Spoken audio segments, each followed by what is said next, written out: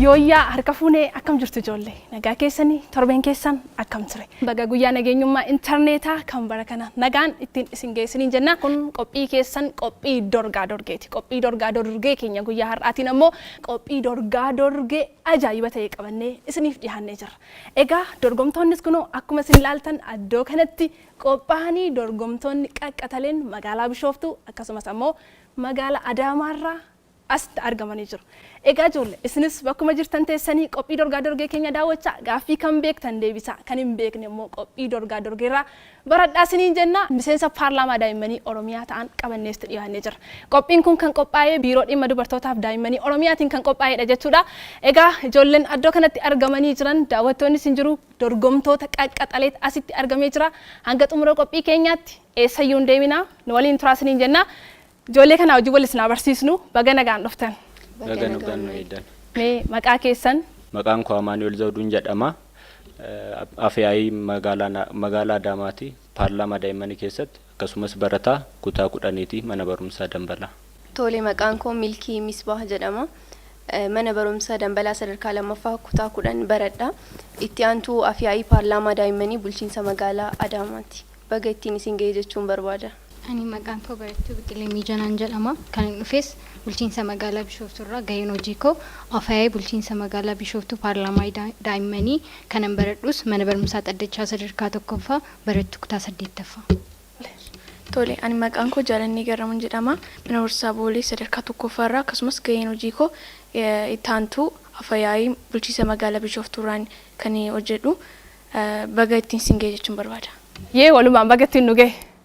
Akkamitti guyyaa kana akkamittiin ibsitu sin? Guyyaan kun addunyaadhaaf guyyaa kabajamaadha. Maaliif guyyaan interneetaa jechuun immoo kan addunyaan walitti dhuftee kan addunyaan mandara tokkotti taatedha. Kanaafuu guyyaa nageenyummaa interneetaa kana yommuu kabajnu immoo haala interneetaa itti fayyadama keenya sirreessinee haala nu miiniin haala nu fayyaduun akka fayyadamnu qabnu yaadachaa interneet itti fayyadamuu qabna jechuudha. Tole guyyaa kun guyyaa addaati. Yeroo interneetni addunyaa kanatti dhufeerraa eegalee bu'aa bahii hedduutu nurraa dhaabbatee jira. Kanaaf ammoo daa'imman jidduu kanatti daa'imman sababa interneetaatiin miidhaman guyyaa nageenyummaan isaa itti eegamu waan ta'eef baga ittiin isin ga'e jechuun barbaada. Guyyaan nageenyummaa interneetaa akka biyya keenyaatti reef jalqabaa kan jirudha kabajamuunsaa garuu akka addunyaatti xiqqoo bubbuleera. Guyyaan kunis guyyaa kabajamaadha. Maaliif barattoota irraa kaasee hanga hojjettootaatti interneet faayidaa guddaa kan qabudha. Kanaaf guyyaa kabajamaadha. Baga ittiin isin ga'e jechuun barbaada. Akka kootti immoo nageenyummaan interneetii keessatti yommuu jennu interneetiin kun egaa kabajamuu jalqabeetii kaasee daa'immaniifis ta'e dargaggootaaf akkasumas namoota gurguddoo ta'aniif bu'aa adda addaa argamsiiseera. Daa'immanis yeroo isaaniitti fayyadamuudhaan akkasumas karaa barnootaanis ta'e karaa barbaadanii akka jireenya ammayyaatiif bu'aa akka isaaniif ta'u taasisee jira jechuudha. Kanaaf baga ittiin isin ga'e jechuudha. Hunduma keessanuu baga ittiin isin ga'e haamilee.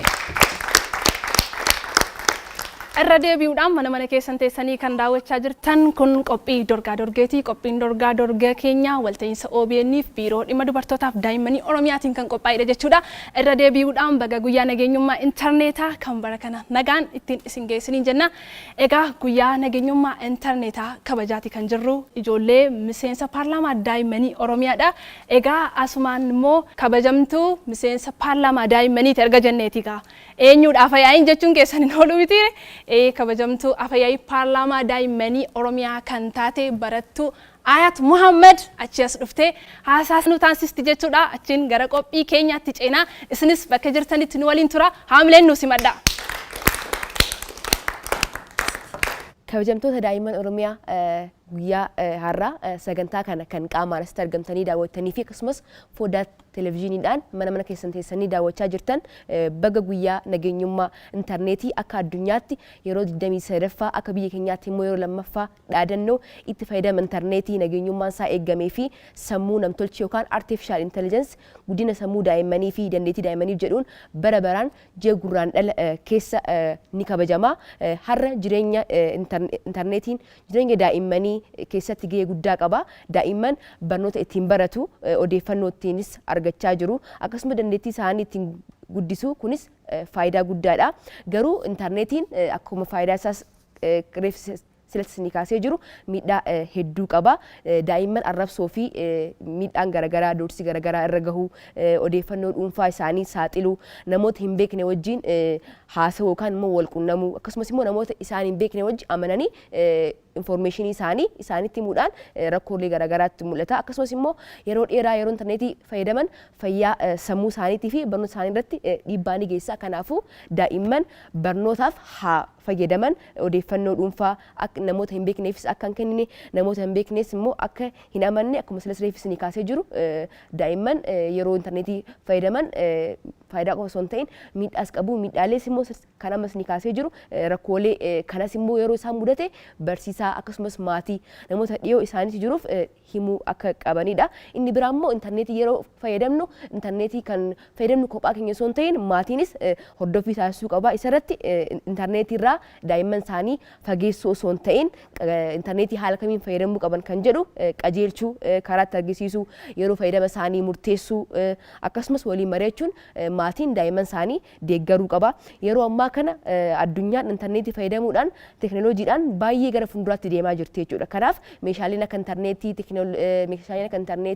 televiziyoonii, raadiyoo fakkaatan kunniin saffisa biyya keenya irratti illee guddina interneetii irratti illee baay'ee faayidaa qaba waan ta'eef biyyoonni teknooloojii kana immoo sirnaan fayyadamaa jiran guddinni isaanii gara fuulduraatti deemaa jira waan ta'eef kanaaf nutis immoo interneetii kana fayyadamnee biyya keenya gara fuulduraatti ceesisuu qabna. Kanaaf interneetiin barnoota daldalaa fi walqunnamtiitiif gahee guddaa qaba. Garuu guddinni kun itti gaafatamummaa guddaa barbaada. Itti gaafatamummaan isaa immoo mootummaan seera isaa eegsisuu qaba. Akkasumas immoo manneen barnootaa haala fayyadama interneetii wal qabatee barsiisuu qabu.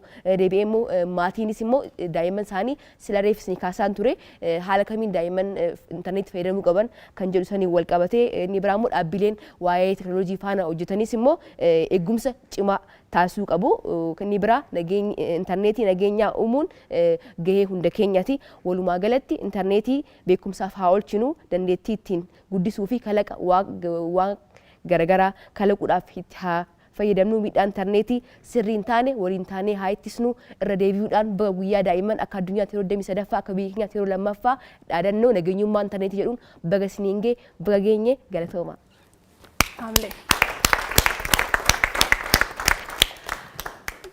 Egaa ijoollee kabajamtuu afyaa'ii paarlaamaa daa'imman Oromiyaa kan taate barattuu Ayat Muhammadiin galatoomi jettanii haamileen qabdanii. Tole gara gaaffiitti ceenu qophooftanii mee dorgomtoonni haamileen keessan garuu qabbanaa'ee jiran sodaattanii? Sodaan jira? Kunoo asii qophaa'anii jiru yoo isin sodaattanis haamileedhaan nutti argisiisa. Gara gaaffii keenyaatti otoo hin cehin dura gaaffii jalqabaa kan isin gaafatamtan gaaffii filannooti. Asirraa ilaaluu dandeessu anis isiniin dubbisa jechuudha. Gaaffii kuni sekeendii 10 gidduuttidha kan isin deebistan. Sekeendii 10 keessatti yeroo keessanitti fayyadamtanii daddaftanii deebisuu yaaltu jechuudha. Namni sadarkaa keessa tokko hanga lamaa ga'e badhaasa qaba jechuudha. Qophiidha? Haa eegallu. Lakkoofsa tokko hanga 8 gidduu filadhaa. Eenyurraa eegallu? Warra Daamaarraa eegallu moo warra Bishooftuurraa eegallu moo akkam? Keessummoota.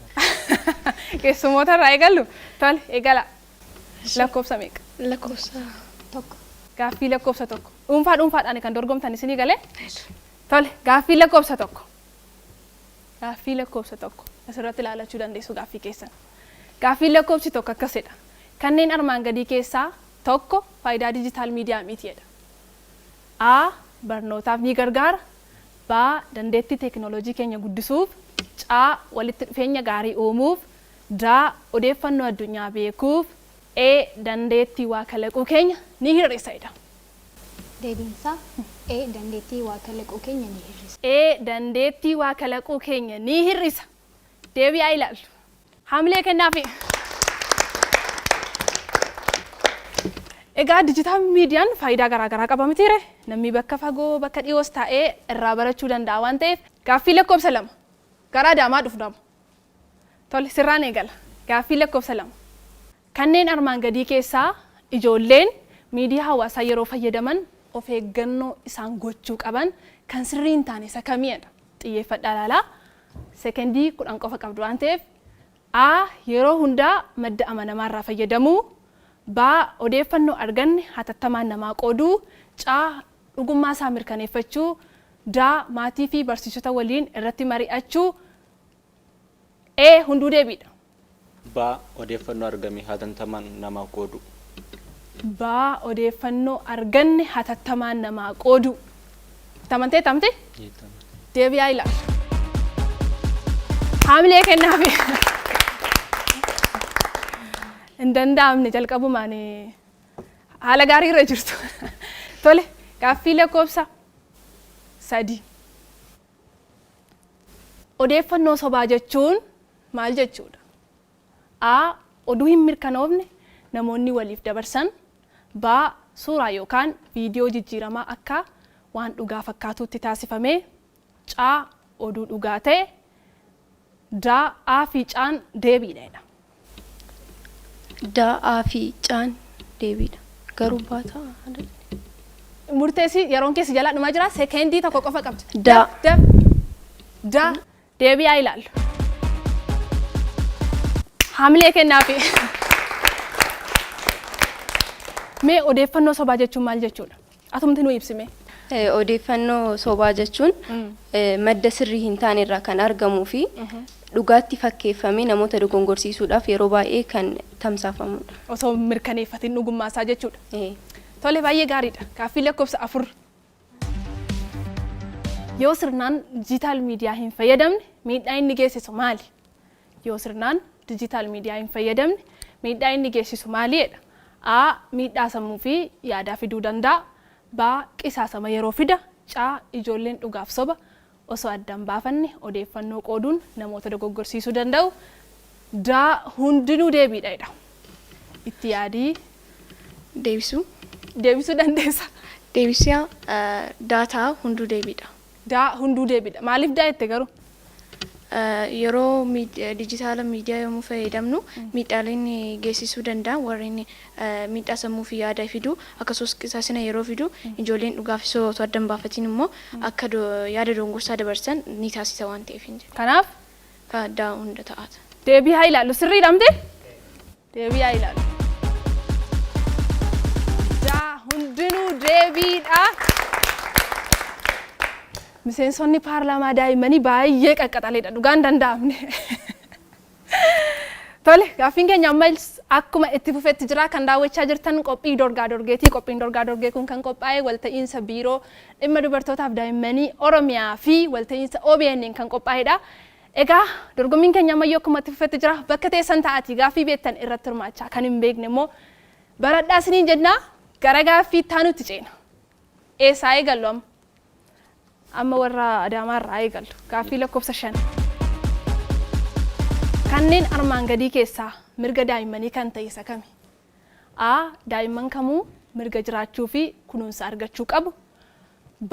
Miidhaa hojii cimaa fi cunqursaa irraa eegamuu qabu. C. Mirga nyaata, bishaan qulqulluu fi mana jireenyaa qabaachuu qabu. D. A fi Caan deebiidha. Sekeendii 10 qabda. Da'aa fi Caan deebiidha. Da'aa fi Caan deebiidha. Sirriidha warri badaa? Deebi'aa ilaalu.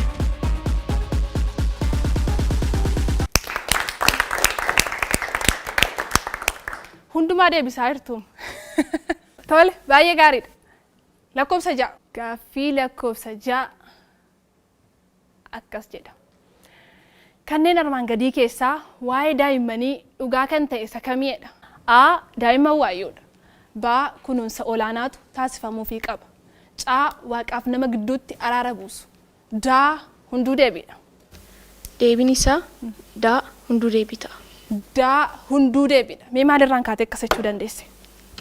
Daa'imman waa'ee daa'immanii irratti akkasumas gadaa keessatti yommuu barannu sirna gadaa keessatti yommuu barannu daa'imman wayyuudha kabajamaadha akkasumas immoo waan xiqqoo akkasumas waan sammuun isaanii waan qulqulluu waan yaaduuf waan hamaa hin yaadanii akkasumas immoo daa'imman waan ta'aniif karaa badaa fi akkasumas gaarii waan addaan hin baasneef kunuunsa olaanaatu ta'uufii qaba akkasumas waaqaa fi nama gidduutti araara buusuudhaaf kan gargaaranidha waan ta'eef daa hunduu deebii. Kanaaf daan deebiidha. Deebi'aa ilaalume. Haamlee. Barnoota sirna gadaa kana irratti cimtuu fakkaata. Akkami? salphaadha. Salphaadha miti. Egaa barnoota sirna gadaa keessatti daa'imman gulantaalee keessa darbanii guddatan qabu mitiire sirna gadaa keessatti.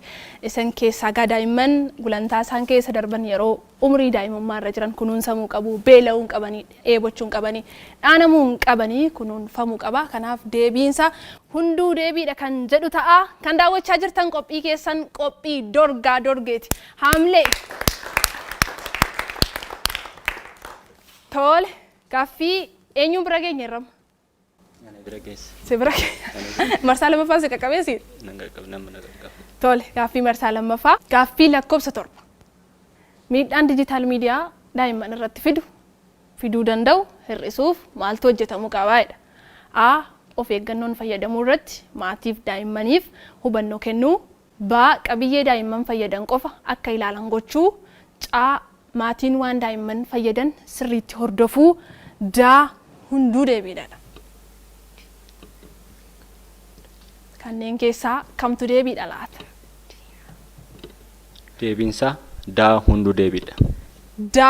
Hunduu deebiidha. Sirriidha? Warri manaa sirriidha? D. Hunduu deebiidha. Itti amantee tamti? Deebiyaa ilaallu.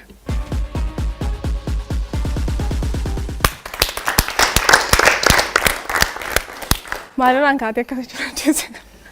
Sababni ani jedheef miidiyaa hawaasaa miidhaan miidiyaa dijiitaal miidiyaa qabu hir'isuudhaaf akkuma jedhame of eeggannoon fayyadamuun barbaachisaadha. Maaliif wantoota daa'imman fayyadu qofa akka ilaalan maatiin gochuu qaba. Deebisee immoo yoo ijoolleen fayyadan yookaan daa'imman fayyadaman maatiinis wantoota isaan fayyadaman jalaan deemee hordofuu qaba. Maaliif akka tasaa wantoota biraa ilaaluu danda'u sanaanis itti fufanii wanta biraa keessa seenuu danda'u. Kanaafuu wantoonni maatiifis hubannoon kennuun barbaachisaadha. Maatiinis waa'ee dijiitaal miidiyaa akka beekuu fi daa'ima isaa akka balaarra eegu gochuun barbaachisaa waan ta'eef daan hunduu deebitaa jechuudha. Haamlee waa kennaafi. Egaa maatiin daa'imman isaanii maal akka isaan ilaalan guyyaa guutuu maal akka isaan ilaalan in hordofan taanaan to'annoon ala yoo ta'e dijiitaal miidiyaan dhiibbaa garaagaraa isaanirraan gahuu danda'a. Yeroo dheeraa iskiriinii ilaaluun ija nama dhukkubsa maan dhukkubsu? Ijaan dhukkubsaa akkasumas yeroo dheeraa yeroon hirriba isaanii itti darbee gaafa turan immoo hirriba dhabuu hin danda'u. Hirriba gaafa dhaban immoo carraan sochii qaamaa hojjechuu dhabuu isaanii jiraachuu danda'a. Sochii qaamaan hojjetan taanaan immoo maal ta'u? Furdachuun hin dhufaa kan kana fakkaatan wajjin wal qabata waan ta'eef to'annoo maatiitiin yoo hin taane miidhaa daa'immanirraan gahuu danda'a jechuudha. Gara gaaffii 8ffaatti ceena. Gaaffii 8ffaan eenyudha? Gaaffii lakkoofsa 8. Gaaffiin lakkoofsa 8 akkasidha. Akka heera mootummaa federaalaa diimokiraataa Riippaabilika Itoophiyaatti lammummaan karaa seeraa akkamiin argamaadha? A. Hidda dhalootaan. B. Iddoo dhalootaan. C. Adeemsa seera biyyattii guutuun. D. Lammii Itoophiyaa ta'uun. C. Adeemsa seera biyyattii guutuun. C. Adeemsa seera biyyattii guutuun. Iddoo dhalootaan hin argamu? Iddoo dhalootaan kan argamu lammummaa iddoo abbaa biyyummaanidha. Yookaan amma fakkeenyaaf namni tokko Itoophiyaa keessatti yoo dhalate mirga yookaan mirga biyyattii keessatti lammummaa argachuu qaba. Kun immoo mirga abbaa biyyummaadha. Kanaafuu mirgi karaa adeemsa seeraan arganna. Kunis immoo adeemsota mataasaa qaba. Fakkeenyaaf namni tokko lammummaa Itoophiyaa yoo barbaade yoo xiqqaate afaanota sabaaf sablammii Itoophiyaan beektu keessaa afaan tokko beekuu qaba. Waggoota 4 firree Itoophiyaa keessa jiraachuu qaba. Kunis karaa biraan immoo yakka malee Itoophiyaa keessatti yakka tokko yakka seeraa qabaachuu hin qabu. Karaa kanaan argachuu dandeenya. Sirriitti ibsitee haamlee kana. Deebi'aa ilaala. Tole, ijoolleen miseensa paarlaamaa daa'immanii guyyaa har'aa baay'ee ulfaatoodha. Hamma ammaatti hundumti keessan gaaffii meeqa deebistan? Gaaffii 2 deebistaniittu inni kana booddee isinitti dhufaa jiru garuu gaaffii jabaa.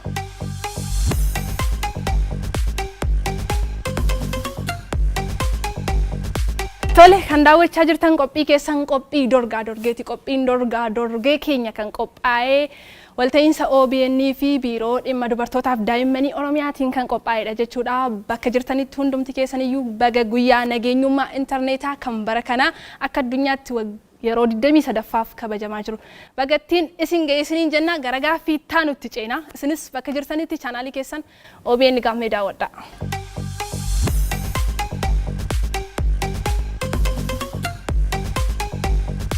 Tole, gaaffiin kun immoo akka sammaa miti.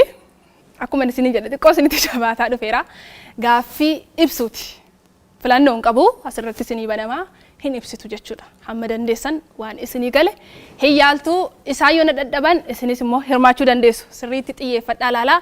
Gaaffii lakkoofsa tokko warra magaalaa Bishooftuu irraa dhufe irraa eegallaa. Sirraa eegallu. Mirgoonni namoomaa maal fa'i jedha? Mirgoonni namoomaa mirgoota uumamaan argamanidha yookaan kan seeris namarraa mulquu hin dandeenyedha. Namnis kan namaa miidhuu kan hin dandeenye. Mirgoonni namoomaa kan jennu kanneen waliigalaan kennamanii wal utubbiin jiraatanidha. Fakkeenyaaf mirgoonni namoomaa mirga lubbuun jiraachuu, mirga eegumsa seeraa, mirga gaa'ila raawwachuu, mirga hojii seeraan hojjetamu hojjechuu, mirga qabeenya seeraan kuufachuu fi kanneen kana fakkaata. Tole, deebi'aa ilaallu. Hamilee kennaafi. Baay'ee isaa yaaltee jirta. Mirgoota namoomaa gaa akkuma ibsite namni tokko mirga lubbuun jiraachuu qaba. Akkasumas immoo mirga barachuuf sin qaba mitiira namni tokko. Kana qofaas otoo hin taane mirga fayyaa, mirga eegumsaa, mirga walqixxummaa kan qabudha jechuudha. Ibsitee jirta. Hamileen keessan garuu hin madaaluun. Tole, lakkoofsa 2. Akkas jedha gaaffiin kun mirga daa'immanii ijoollummaa isaaniitti akka gammadan kan mirkaneessuuf itti gaafatamummaa waloo kan qabu eenyuudha? Tokko kunuunsa gahaa qabaachuu isaaniiti. Isaan ijoollee waan ta'aniif wayyuu akkasumas waan gaarii akkasumas karaa gaarii qabatanii akka deemaniif akka kunuunsi taasifamuufi qaba. Akkasumas immoo mirga barachuu qabu, mirga waa baruu qabu, mirga waan nyaachuu, uffachuu akkasumas warreen kana waan qabaniif ibsitee jirti. Hamileen kennitaniif jire. Hamma dandeessu yaaltee jirta garuu itti gaafatamummaan kan qabu kallattiidhaan kan inni ilaallatu mootummaan ilaallata, maatiin ilaallata, akkasumas immoo guddiftoota ni ilaallata. Hawaasni naannoo ijoollee akka aadaa Oromootti gaa hawaasni ollaan naannoo tokko ijoolleen kan hormaatiin jedhu mitiire hundumtuu wal gargaaree waliin guddisa waan ta'eef warreen kun warra itti gaafatamummaa qabanidha. Ibsiteetti yaalteetti hamilee kennaafi. Tole, gaaffii lakkoofsa 3. Qajeeltawwan bu'uuraa mirgoota daa'immanii sadarkaa idil addunyaa fi akka ardiitti akkasumas akka biyyaatti beekamtii fi eegumsa seeraa argatan 4 tarreessiidha. Qajeelfamoonni akka addunyaa, akka idil addunyaa akkasumas akka Afrikaa fi dabalataanis akka biyya keenyatti eegumsa argatan yookaan immoo eegumsa seeraa kan argatan tokkoffaa mirga lubbuun jiraachuu, lammaffaa mirga barachuu, sadii mirga guddiftoota yookaan immoo maatii isaanii beekuu, akkasumas hawaasa keessatti mirga nageenyummaan isaanii eegamee jiraachuu. Kana. Hayyee deebi'aa ilaallu. Hamilee kennaafi. Yaalteerta mirga lubbuun jiraachuu, mirga guddachuu isatti dhiyaattee jirta. Loogiirraa bilisa ta'anii guddachuu hin dagattee akkasumas immoo daa'immaniif dursa kennuu, kabaja ilaalcha daa'immanii yookaan mirga hirmaachuuti jedha. Gaaffii guutummaa guutuutti hin deebisne waan ta'eef walakkaadha kan itti argattu. Gaaffii lakkoofsa 4. Gaaffii lakkoofsa 4. Akka konvenshinii mirgoota daa'immanii bara 1989 adoolessa 20 raggaasifametti keewwanni 31 irratti kan argamu waa'ee maaliitii jedha? Waa'ee mirgoota daa'immanii. Waa'ee mirgoota daa'immanii qofa. Mirga lubbuun jiraachuu, mirga yeroon kee dhumeera. Yeroon kee dhumeera deebi'aa ilaallu. Mirgoota daa'immanii mirga boqonnaa argachuu, mirga taphachuun qabanii daa'imman hin qabu mitiire? Sochii bashannanaa umurii daa'immanii wajjin wal simu irratti hirmaachuu, sochii aadaa fi aartii irratti bilisaan hirmaachuu akka danda'an kan ibsudha jechuudha. As keessaa tokko yaalteetta. Atis akkuma isaati. Garuu yaaltaniitu hamileen keessan. Tole, baay'ee gaariidha. Egaa dorgommiin keenya guyyaa har'aa dorgomsiisnee warreen magaalaa Adaamaaf warreen magaalaa Bishooftuuti kan wal dorgomaa jiru. Qophichi qophii dorgaa dorgeeti. Tokkoffaa kan baate barattuu gaaffiin xumurree ganaa dorgomsiifnee kan isin beeksisnu ta'a jechuudha. Garuu dorgommiin inni kana booda jiru dorgommii ulfaataadha. Aan akkamittiin akkasin baatan hin beeku. Isin garuu maal jettu? Sodaan hin jiru. Eenyutu mo'ata laata? Eenyu mo'ata? Warra Adaamaa moo warra Bishooftuu? Haamileen keessan hin jiru. Tole baay'ee gaariidha. Gaaffii marsaa lama xumurree gara marsaa sadaffaatti ceenee jirra.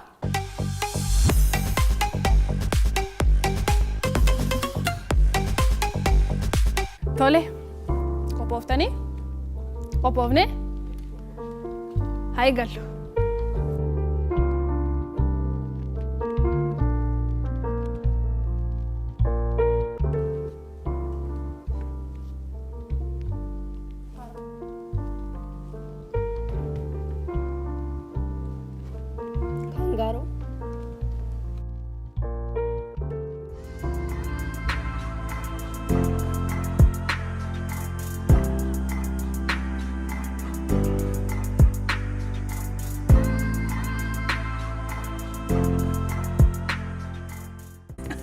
Daa'imman.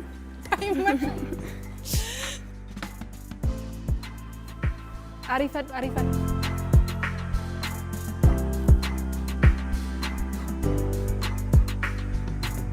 Haadha. Haadhi hin daa'imti.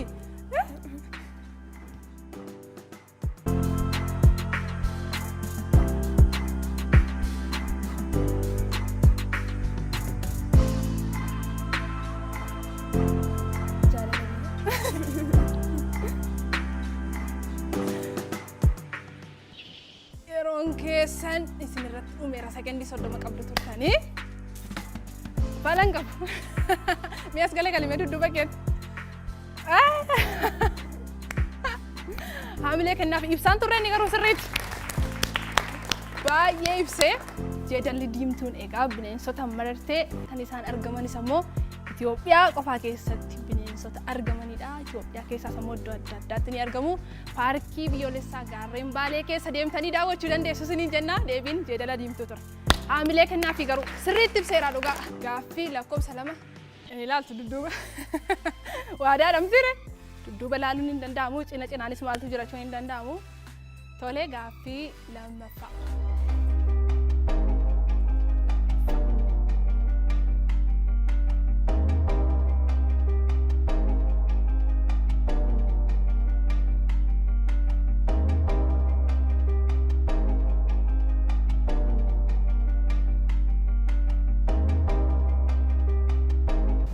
Muuzii, burtukaan.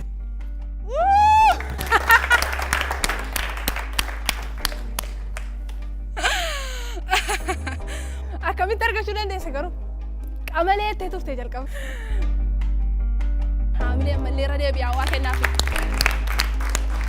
Tole. Tokkotti isin hafu hunduma keessa. Kottaa. Tole gaaffii lakkoofsa 3. Gaaffii lakkoofsa 3. Ati sirriitti agarsiistu taanaan inni argachuu dhiisuu danda'a. Kanaaf ati yoo lafa gangalattes yoo utaaltes argisiisuudha kan sirraa eegamu. Tole haa eegallu. Lakkoofsa 3.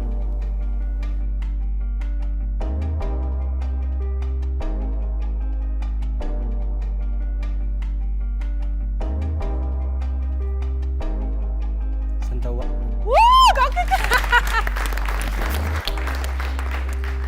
Inni ilaaltani. Molleestinaan tokkumaan santawwaa dha ta'e yeroo bal'aatu qabdaniiti kan isin xumurtanii warri Adaamaa seeqaa amma ammaatti wal qixaa jirtu. Isaan isin caalu amma immoo gara warra Bishooftuutti ceena. Wal jijjiiruu dandeessu yoo barbaadda. Sii ta'e? Tole gaaffii xumuraa. Gaaffii mallattoo kan xumuraa.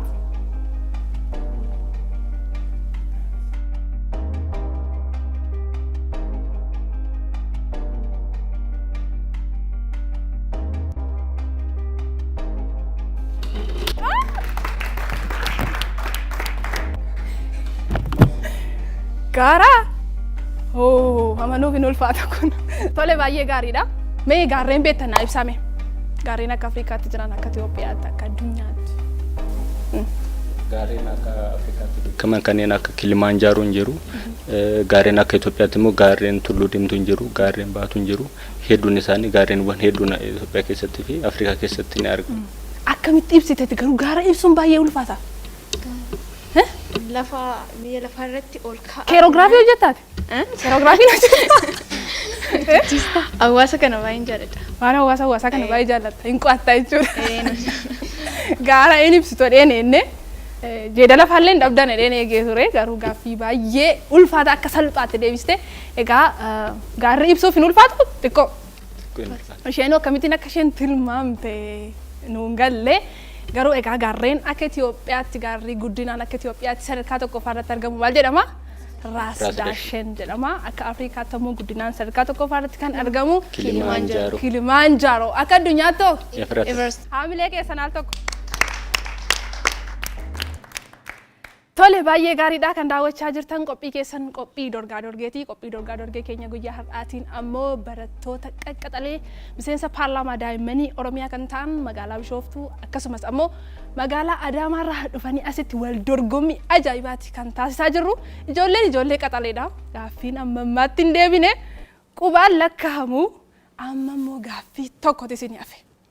Gaaffii inni isinii hafe kun isattiin tokkoffaaf lammaffaa ta'uu akkasumas ammoo isa ittiin sadarkaa keessan bartanitti jechuudha.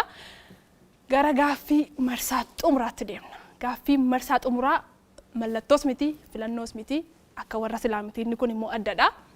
Asirratti isinii banama. Saanduqan beektumi?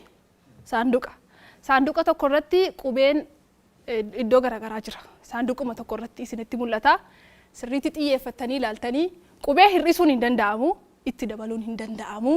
Qubee achi keessa kaa'ame jecha hiika qabu.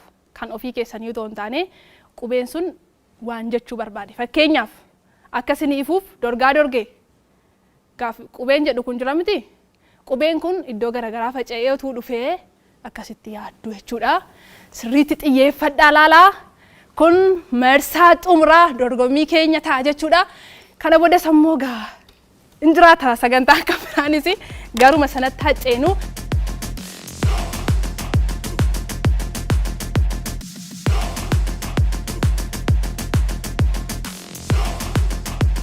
Hundumti keessan sekendii 30 qofa fayyadamtu. Wanta barreessitan qubee gurguddaadhaan barreessitanii ijoollee warra ta'anii daawwattan immoo qubeen hin hir'ate moo hin dabalame isa jedhu sirriitti ilaala. Tole waliigallee abbootii murtiidhas hin jechuudha. Wal fuutanii ijoolleetti sin agarsiistu warra mana ta'anii nu daawwataa jirantti sin agarsiistu jechuudha. Sekendii 30 gidduutti barreessitanii nutti agarsiistu. Gaaffii lakkoofsa jalqabaa qubee sirreessu.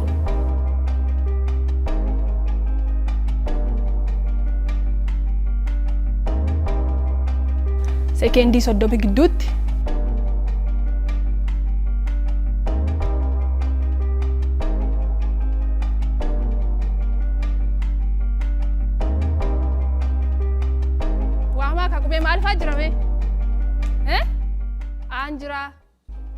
Manjira barreessitanii barreessite qubeen sirriidha.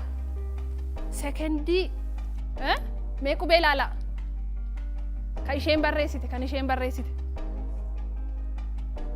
guutuudha. OBN Gaammee jedha.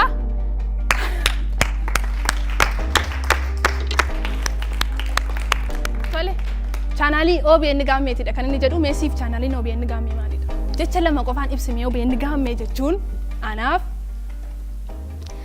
OBN Gaammee jechuun anaaf sagalee daa'imman Oromiyaa guutuuti. Haamilee kennaafi. Tole.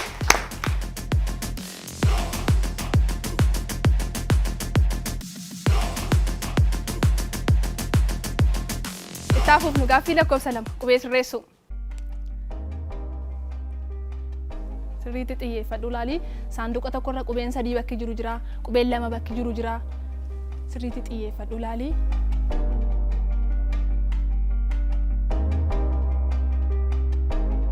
Sirriitti xiyyeeffadhu laali. Maal jechuu barbaade laata kun? qubeen kun gaafa bakka tokkotti barreeffamu maal jedha?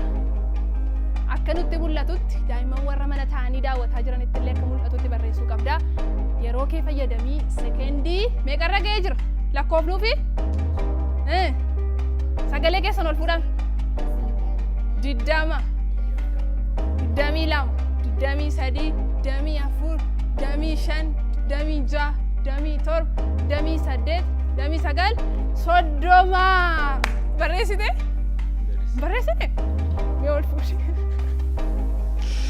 Ol fuudhi mee. Gaaf. Maal ture? Gulantaa gadaa. Gulantaa gadaa ture. Egaa rakkoon qabu. Gaaffii kan biraadhaan bakka buusta. Hamilee kennaafi garuu yaaltee turte. Tole warra Bishooftuu dhufne gaasin bira. Gaaffii qubee sirreessuu lakkoofsa 3.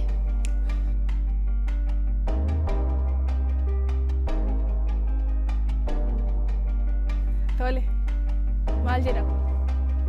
Maal jedha? Mee warri daawwachaa jirtanis sirriitti ilaalame.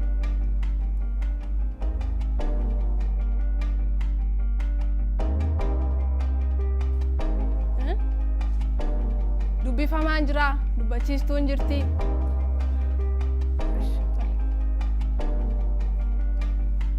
Fuudhaan jira, daan jira, iin jira, gaan jira. Maal jedha laata? Dubbachuun hin danda'amu garuu bakka jirtanitti barreessuu dandeessu.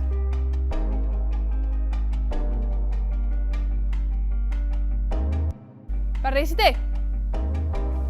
Mee? Daa'imman gadaa.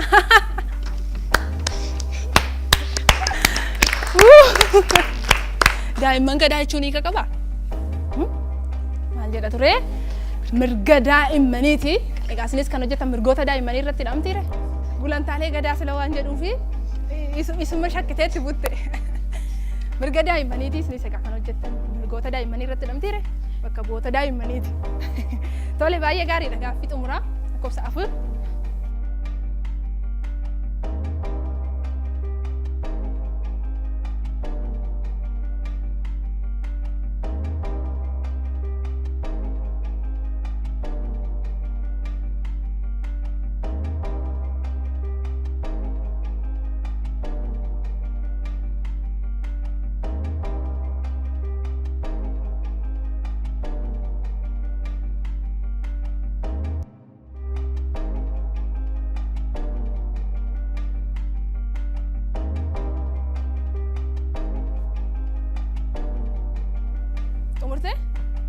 Yeroon kee jira waan ta'eef tasgabbaa'ii ariifatee. Tasgabbaa'ii sirriitti ilaalii. Qubeewwan jiran itti maamee itti mul'achuu dideela. Waa maaf hime? Maaltu jira achi? Gaan jira. Qaa. Aa. Maa. Ii. Xaa. Maal barreessite mee? Gaammee xixiqqaa barreessite? Mee ol fuudhi sirriitti nutti mul'ataa jiru. Hamilee kennaafi maal jedha ture? Gaammee jedha ture. Gaammee xixiqqaa. Sin gaammee xixiqqaa moo gaammee gurguddaa? Gaammee xixiqqaa. Tole baay'ee gaariidha. Dorgommiin keenya bifa adda ta'een dorgomtoota qaqqaxalee magaalaa Bishooftuu akkasumas immoo magaalaa Adaamaa ijoollee miseensa paarlaamaa daa'immanii Oromiyaa irraa kan dhufan wajjiniin dorgommii ajaa'ibaa taasisne. Egaa guyyaan kan kabajaa jirru guyyaa maaliiti? Guyyaa nageenyummaa intarneetaati kan kabajaa jirru. Dorgommii keenya marsaa 1, marsaa 2, marsaa 3 jennee amma gara goolabaatti finnee jirra. Ituu qabxii isin hin beeksisniin dura tokkoffaa eenyutu bahe? Lammaffaa eenyutu bahe? Eenyutu tokkoffaa bahe laata? Waan mo'atteesti fakkaata? Fakkaatu. Maaliif? Dhabeen jira waan ta'eef. Atoo? Yaaduu hin dandeenye. Tokkoffaa kan bahan barattoota mana barumsaa magaalaa Bishooftuu lakki Adaamaadha. Tole qabxii boodarra kan isin beeksisnu ta'a jechuudha. Adda baasnee bakka jirtanitti ammallee nu wajjin tura.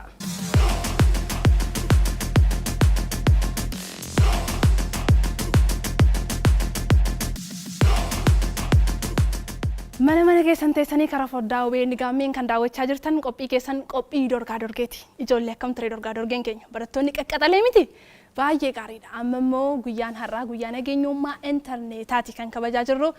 Asitti argamanii kan nu gidduu jiran biiroo dhimma dubartootaaf daa'immanii Oromiyaatti daayirekteera mirgaa fi nageenya daa'immanii Aadde Maayirama Amaanoo gara kanatti waamnee dhufanii waa'ee guyyaa har'aa waan baay'ee nuun jedhu hamileen simadhaa qaba.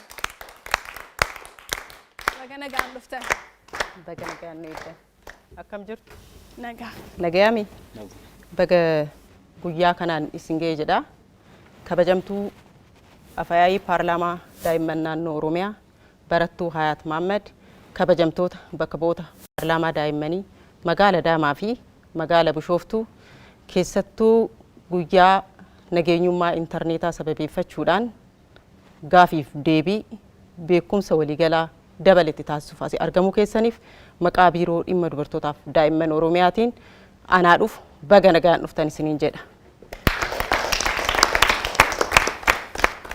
Kanattaan sun guyyaan nageenyummaa intarneetaa bara kanaa yeroo kabajnu akka addunyaatti yeroo 23ffaaf akka biyya keenyaatti yeroo lammaffaaf dhaadannoo itti fayyadama intarneetii nageenyummaan isaa eeggame fi sammuu nam-tolchee yookaan artificial intelligence guddina sammuu daa'immanii fi dandeettii daa'immaniitiif jedhuun kabajna jechuudha.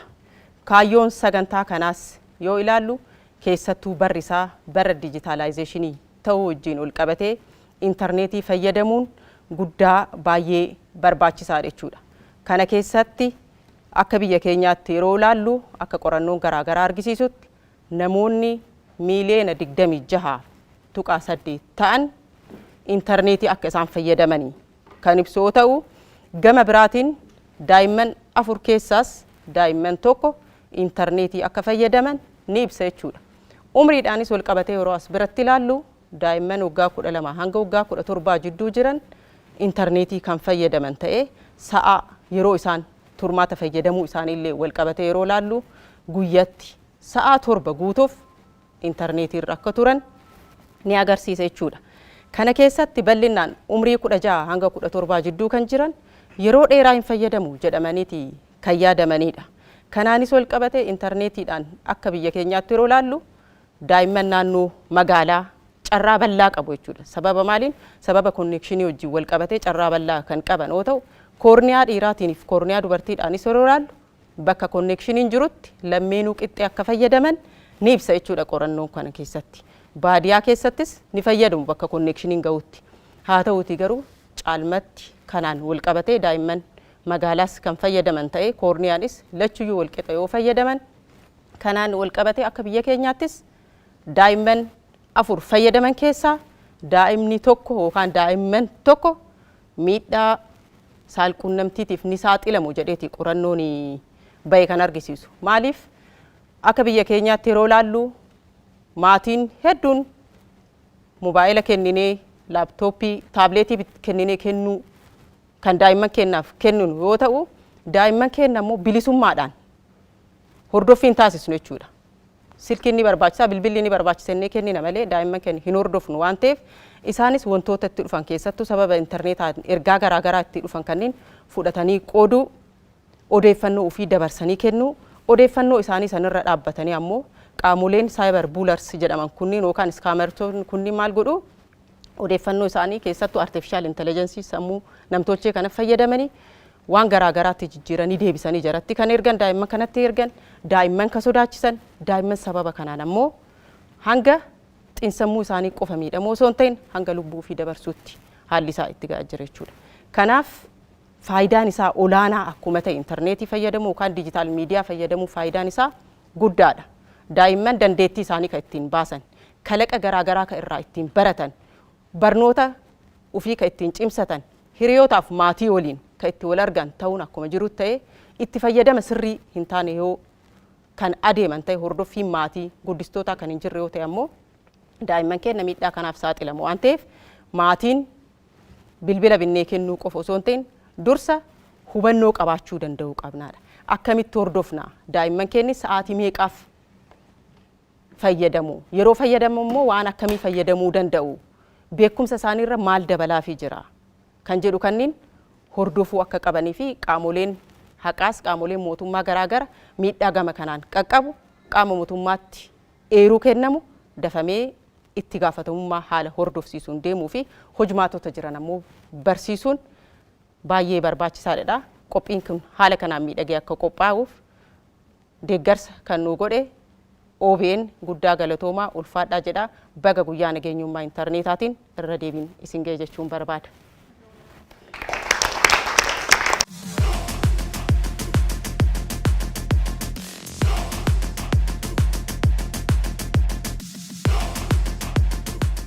Tole gaajollee dorgommii keenya dorgomsiisnee barattoota qaqqaxalee kana qabxii isaanii adda baasnee dhufneerra jechuudha. Dorgomtoonni guyyaa irraa dorgomtoota ajaa'ibaati. Hundumti isaaniiyyuu qabxii babbareedaadha. Kan isaan fidanii biiroo dhimma dubartootaaf daa'immaniitti daayirekteera mirgaa fi nageenya daa'immanii kan taate Aadde Maariyaam Amaanoo badhaasa kana nuu kenniti jechuudha. Tokkoffaa kan baate barattuu Jaallannee Garramuu hamilee kennaafi. Barattuu Jaallannee Garramuu gaaffii 6 gaafatamte keessaa 5.5 fiduudhaan tokkoffaa baateetti hamileen keessan garuu xixiqqaata. Galatoomii ulfaadhu kana caalaa sirraa ennasiin jenna. Tole barattuu Jaallanneen egaa miseensa paarlaamaa daa'immanii Oromiyaa kan taate magaalaa Bishooftuu irraa dhufanii warra hirmaatan gaaffii 6 gaafatamte keessaa 5.5 fiduun tokkoffaa baateetti hamileen keessan xixiqqaata. Lammaffaa kan baate immoo barattuu Biqilee Miijanaa gaaffii 6 gaafatamte keessaa 5 deebisuudhaan lammaffaa baateetti isaanis warruma magaalaa Bishooftuuti. Bishooftuu hin danda'amne warri Bishooftuu. Jabaadhaa kana caalaa isinirraa enna guddadhaa isiniin jenna. Egaa hundumtuu dorgommii keessatti dorgomanii moo'uuf mo'atamuun waan jiruufi akka dorgaa dorgee keenyaatti tokkoffaaf lammaffaa kan ba'edha kan badhaafamu. Isaan immoo guyyaan irraa guyyaa nageenyummaa intarneetaati jechuun tokkoffaas lammaffaas sadaffaas arfaffaas hin badhaasna jedhanii jiru. Hamileen laattanii fiire. Tole sadaffaa kan baate barattuu Milkii hamilee kennaafi. Gaaffii 6 gaafatamte keessaa 4.5 deebisuun barattuu Milkiin sadaffaa baateetti isheen ammoo miseensa paarlaamaa Oromiyaa kan warra magaalaa Adaamaati jechuudha. Tole arfaffaa kan ba'e barataa Amaanu'eel hamilee kennaafi qofaa isaa hirmaataa jira keessatti warreen Adaamaa sadaffaaf lammaffaadhaan xumuranii barataan Amaanu'eel gaaffii 6 keessaa gaaffii 3 deebisuun arfaffaa ba'eera hamilee ho'aa kennaafi.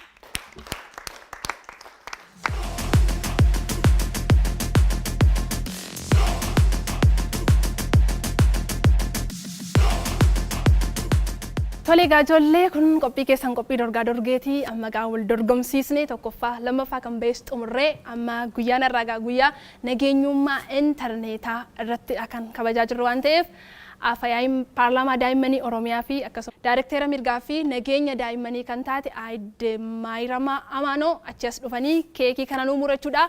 Dorgomtoonni qaqqaxaleen guyyaa har'aa sin dhuftu kottaa kabajaan nu mura. Hamilee kennaafi horteessa. Bagattiin sin ga'ee baga guyyaa kanaan sin ga'ee nun jedhaa jiru sinis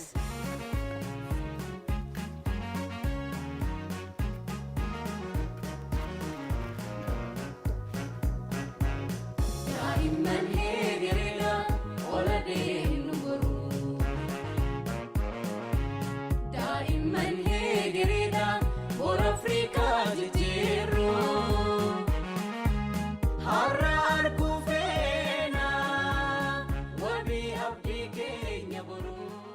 kan daawwachaa jirtan qophiin dorgaa dorgee keessan guyyaa har'aa barattoota miseensa paarlaamaa daa'immanii Oromiyaa magaalaa Bishooftuu akkasumas ammoo magaalaa Adaamaarraa kanneen dhufan wal dorgomanii bifa ajaa'iba ta'een dorgomtoota qaxaleen xumuramee jira jechuudha. Qophiin kun kan qophaa'e walta'iinsa OBN fi biiroo dhimma dubartootaaf daa'imman Oromiyaatiin kan qophaa'edha jechuudha. Qophii dorgaa dorgee keenya har'aaf qindeeffanne asuma irratti xumurra. Torban qophii dorgaa dorgee kan biraan deebinee kan wal agarru ta'a. Galatoomaa ulfaadhaa nagaatti.